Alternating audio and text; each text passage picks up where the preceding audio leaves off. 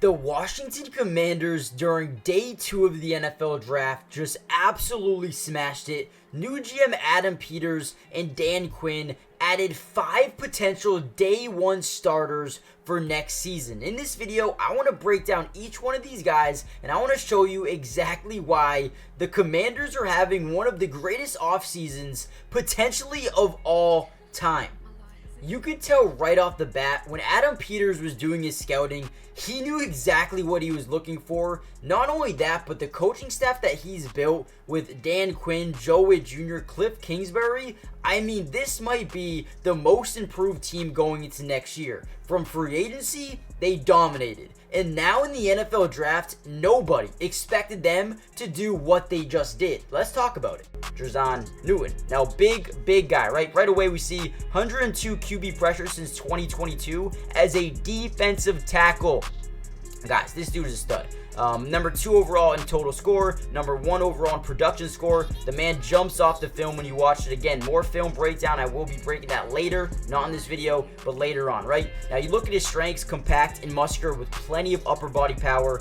He's got able to press and set firm edges using his hand or either hand for either gap. That's huge as well. His tape shows a player capable of rushing with a purpose and a plan, get to the quarterback, create some pressure, and make sure the quarterback is never comfortable in the pocket. You talk about an Aaron Donald, a Javon Hargrave. This is the typical guy. I'm not comparing him. I'm not going to say he's going to be like Aaron Donald, but that's kind of his outlook, getting to the quarterback, right?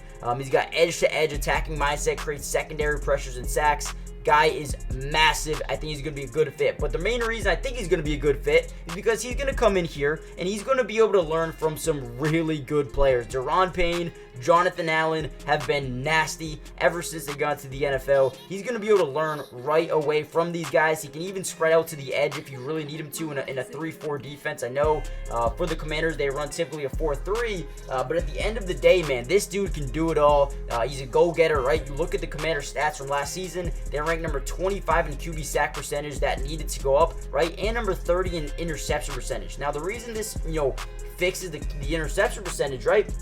You have a guy like Jerzhan Newton who can get to the quarterback. What does getting to the quarterback do? It can create one of 5 things, right?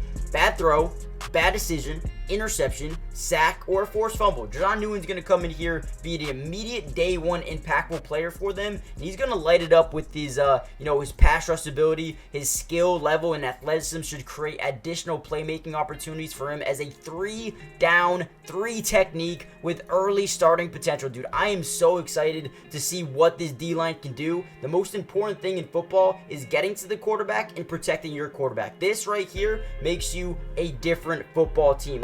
Sainristil is a guy who is from Massachusetts, which is kind of crazy. From Michigan, though. It went to Michigan College, won the national championship, is a senior, only 5'9", but plays like a beast, right? Will be an eventually be an average starter. I think he's going to be much better than that, right? Now, when you look at his stats for last season, 2nd team All Big Ten Conference, 3rd or tied for 3rd in FBS with 6 interceptions, 2 return for touchdowns, started all 15 games for the national champions, 44 tackles, 4 TFLs, 1 sack, 6 pass breakups, 2 forced fumbles, and most importantly, a team captain for the national championship, Michigan, right? Guys, this is a good player, reliable, tough, athleticism, and upside to keep getting better as a nickel corner. Sainristil is a former receiver with great ball skills, right? And he's going to get a lot of interceptions, but also has surprising field awareness and attention to detail as a zone defender. Guys, this dude is going to be nice. He has twitch and footwork to stay connected with routes and man coverage, but needs more experience at the position to operate with better recognition. And this is where I think Dan Quinn comes in, and Joe Witt Jr., a guy who led a team like the Cowboys having 2 back-to-back seasons with Trayvon Diggs and Deron Bland being insanely talented, insanely productive in that secondary. This dude is he might just have a 9 interception season his rookie season with these defensive coaches here in Washington. That is literally something that could happen, right? He's got explosive athletic traits with above average football demeanor. He's quick to digest and respond to play design from zone. A guy who wants to soak up in, the playbook, the knowledge, the IQ, wants to learn, wants to get better. Man, this guy's going to be good. Former wideout, again, he's going to be able to get a lot of interceptions. Comes off the slot with well-timed blitzes as well. Dude, oh my God, this is a perfect pick, right? Let's go to their defense. See where he fits in. So you look at guys like Benjamin St. Juste, Michael Davis coming over from LA. Obviously, they needed to come in here and add some DBs, right? I think Emmanuel Forbes, dude, this is going to be fun. Emmanuel Forbes coming out of college, a big-time interception merchant, was getting a ton of interceptions. Again, he's going to be massive in the system alone. He'll probably be a starter next season, right? And now you add this dude. I think he could be a day one starter. I do like Quan Martin a lot, but I think that this is going to get shaked up a lot, man. They're really saying, hey, whoever wins this job wins this job. I think this dude could be a day one starter for you. You look at the Commanders last season, 32 in points allowed per game, terrible against the run, terrible against the pass, 30 in interception percentage. I think Emmanuel Forbes and Mike Sainristil. Now, guys, in a little bit, maybe in a couple of days, once the NFL draft is over, I'm going to do a full breakdown on the entire Commanders draft with film review, with, film breakdown, everything you guys need to know about the entire draft class. So make sure you guys do me a favor, hit the like button to get this video to more Commanders fans, subscribe if you're new, join the family, and turn on post notifications. I will be covering the Commanders for the rest of the season. And also, comment down below a letter grade so far. What positions should they target next? And let's get right back into the video. With that being said, let's jump into the video. Guys, listen, 97, the best offensive tackle in terms of athleticism in the combine.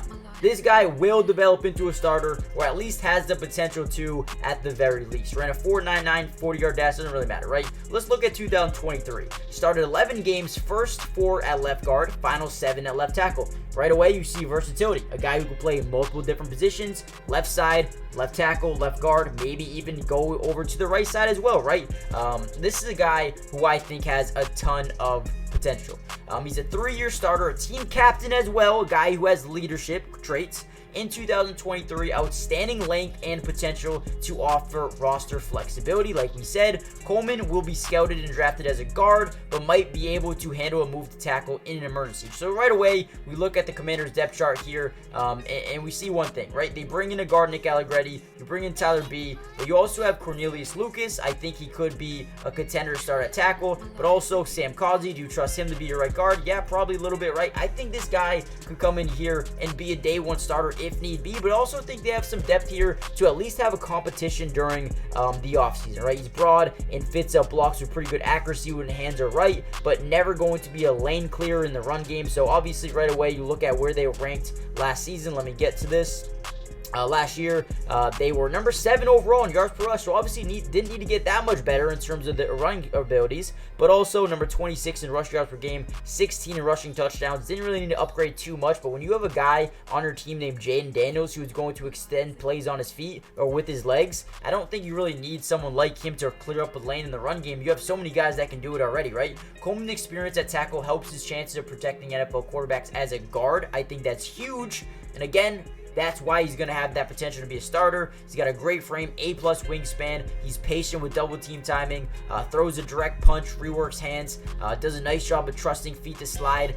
Yeah, I think this guy's a great pickup here for the Commanders. I think you needed it, ranking 28 in QB sack percentage allowed. I think this is a huge pickup here for them. The video, Ben Sinnott, 6'4", big frame senior out of Kansas State. I think he right away is someone who is, like I said, going to develop, going to learn, going to turn into an eventually a good starter, right? You look at a guy over in Trey McBride at Arizona, a guy who Cliff Kingsbury had for a little bit. Now he is looking really, really good. I think he's going to be very similar. Starts off slow, gets a couple of reps here and there, but if he needs to start over Zach Ertz one of these weeks, or if he has to miss a game, right, Zach Ertz, I think Ben Sinnott's a guy who can immediately be really, really good, right? Look at a 4.68 40-yard dash.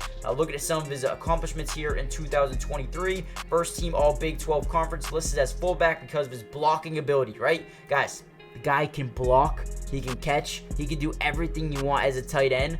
And that blocking ability is massive. You really want that in this offense here with Cliff Kingsbury. He led the team with 676 yards, right? Led the team, right? Not only is he a good blocker, but he led the team in receiving yards. 49 catches, 13.8 yards per reception, 6 receiving touchdowns, and started all 12 games. This is a guy who is speedy, is agile, can run routes on all 3 levels. I mean, dude, this guy's a beast. I love this pickup again. I don't know how the Commanders are doing it, but they're just so smart in terms of who they're drafting. Gets quickly into his routes and maneuvers around direction or with redirection. Adequate contested catches. toughness with steady hands, can move the chains with his run after catch ability. Guys, what can he not do? He can catch the ball, he can block, he can make guys miss, he can, power through defenders, he can make any catch he needs to, right? He's got speed, agility, he's light on his feet with the feel for angles as a positional blocker as well. Dude, I love this pickup. You look at the Commanders' tight end position here, their offense overall. You bring in Jayden Daniels. You have Zach Ertz to be somewhat of a mentor here. Bring in Austin Eckler to pair up with Brian Robinson. You bring in two day one starting offensive interior linemen and Nick Allegretti and Tyler B. Man, this team is going to be so much better next season. And now that you add a tight end, Ben Sinnott, to slowly start to develop over the next couple of seasons, I really like what I'm seeing. And overall, last year, 25th in points per game. They were 27th in yards per pass attempt, 5.9 yards per pass. Hey, Ben Sinnott can average 10 yards a catch, right? So I think that immediately can help them as well. 28 in QB sack percentage, so you bring in the old lineman, and then they have a brand new quarterback, so who cares about that number as well. Jayden Daniels is going to have a great time, and he's going to be able to have someone to develop with the Ben Sinnott and rookie minicamp. That is huge. That's why teams like to bring in rookie wide receivers, so they can build chemistry with the rookie quarterback like a Jayden Daniels. I think this is going to be massive. Here we go again. The Washington Commanders make another big-time move at the end of the third round, acquiring a wide receiver this time who could fit in right away and make a difference at the NFL level. Luke McCaffrey, the son of Ed McCaffrey and the brother of Christian McCaffrey, is on his way to the Washington Commanders here late third round at a career-high 13 receiving touchdowns in 2023, sixth among all receivers in this year's NFL draft, and is going to be a big-time threat, hopefully, for the Washington Commanders. Now, in this video, we're going to break down everything you need to know about Luke McCaffrey, what he adds, who he is, and why I think he could be a nice little fit here in Washington. But before we do that, make sure you guys do me a big favor. Hit the like button just so we can get this video out to more Commanders fans, but also subscribe to the channel if you're new. It's free, doesn't cost anything, and we will be covering the Commanders for the rest of the offseason. But with that being said, let's get into Luke McCaffrey. Now, it says here he could be an average backup or special teamer. I think that is true to a certain extent. I also think he could be a really good receiver as well. Obviously, you bring him in with rookie quarterback Jayden Daniels, and that's going to be huge. We saw Tank Dell and CJ Stroud work together because they built so much chemistry together, right? I know they're two way different players, but that chemistry that you build at rookie OTAs is massive. And now these guys are going to be able to bring it, right? Build that. 6'2", 198 pounds, really actually productive overall in the athleticism. Score at the combine, 13th overall, 76 total score, not too bad at all. Ran a 4.46 at 6'2", pretty good. Now in 2022, right, he actually was first team All-American athletic conference. Led the team with 71 catches, 992 yards, 14 yards per reception, tied for 6th in the FBS with 13 receiving touchdowns, started all 13 games, 15, 117, 7.8 rushing as well. Also passed the ball a little bit, but nothing too crazy. Is the brother of Christian McCaffrey. Let's go, man. What a pick. So round 4 projection, you get him late third. I think this is nice. So big slot target, 6'2" in the slot is unbelievable. Comes from a high-end NFL bloodline, which is something you love to see, right? Brother Christian McCaffrey, but he catches with soft hands, has great focus, extreme toughness. He does struggle to release at times and bypass press coverage, but at the NFL level, I think with some good coaching, with some, the ability to continue to develop, I think he could be really good. With additional time to learn the position and fine-tune his route running, McCaffrey might be able to follow his dad and brother into the league as a possession slot receiver. The former quarterback, right, accelerates into top speed fairly quickly, fearless into the teeth of the defense. Don't care who's there, he's going to go up and try to make a catch. He's got his route running has improved, right, which is a good sign of improvement. Love to see it. Focus drops do not exist in his game. Beautiful. Love it. So with that being said, you look at this Raiders team right now, who they have offensively, right? You got Terry McLaurin, you have Jerzhan Dotson, and now you have Luke McCaffrey, who they think could be a day one starter. I don't think so. Maybe. I do like Zacchaeus. I do like Dynamic Brown, but I do think maybe Luke McCaffrey with some development could definitely be someone that ends up being a really good player. Also add Jayden Daniels, Ben Sinnott in the second round, Brandon Coleman in the third round. You come back, add a Jerzhan Newman in the second round. I mean, dude, this team has made some big-time moves, some big-time pickups, and I think Luke McCaffrey is going to go down as another one. Hit the like button, subscribe if you're new, join the family. Let me know what you guys think about this pickup, and I'll see you in the next video. Peace.